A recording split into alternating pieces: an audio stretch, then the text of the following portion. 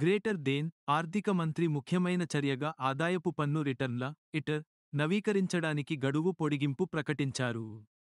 పన్ను చెల్లింపుదారులు ఇకపై సంబంధిత అసెస్మెంట్ సంవత్సరం ముగిసిన తేదీ నుంచి 4 ఏళ్లపాటు నవీకరించిన ఇటర్ దాఖలు చేసే అవకాశం ఉంటుంది. ఈ గడువు పొడిగింపు వ్యక్తులకు తమ పన్ను దాఖలులో ఏవైనా లోపాలు లేదా తప్పులను సరిదిద్దుకోవడానికి మరిన్ని సమయం అందించే లక్ష్యంతో ఉంటుంది. ఈ మార్పు బడ్జెట్ 2023 ప్రతిపాదనలలో భాగం. ఇది పన్ను చెల్లింపుదారులకు పన్ను కట్టడం భారాన్ని తగ్గించడానికి ఉద్దేశించినది. ఇది వారికి సరిగ్గా ఉండేలా నిర్ధారించుకోవడానికి మరియు సంభావ్య జరిమానాలను నివారించడానికి మరియు అవసరమైన మార్పులు చేయడానికి అదనపు సమయాన్ని అందిస్తుంది. ఈ పొడిగింపు వ్యక్తులు మరియు వ్యాపారాలకు వర్తిస్తుంది.